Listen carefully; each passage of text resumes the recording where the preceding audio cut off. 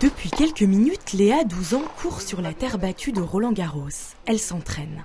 Dans un peu moins d'une heure, elle joue son premier match contre Charmensi, une joueuse venue de Singapour dans le sud-est de l'Asie. Ici, les ados jouent dans la cour des grands. Léa représente la France au mondial de tennis des moins de 13 ans, le tournoi Longines. C'est la première fois qu'elle joue dans de si bonnes conditions. Ramasseur de balles, arbitre, hôtel, rien n'est trop beau pour ces petites joueuses. Pour arriver jusqu'ici, la jeune fille a beaucoup travaillé.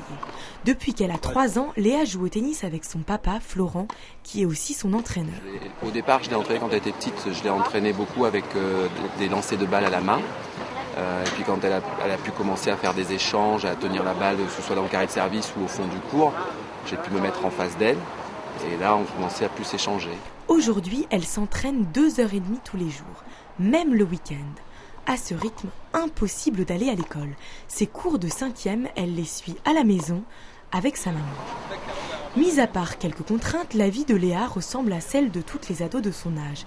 Elle aime écouter de la musique, regarder la télé et manger du chocolat.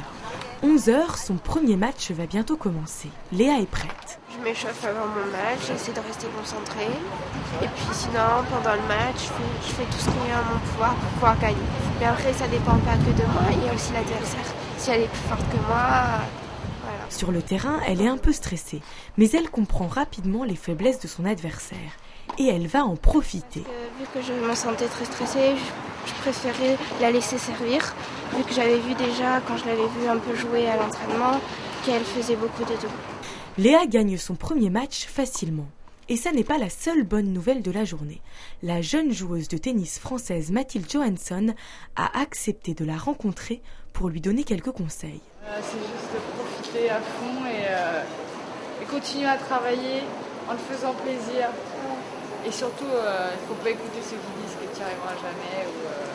Ça, je sais. De quoi renforcer sa motivation, sa confiance et son ambition.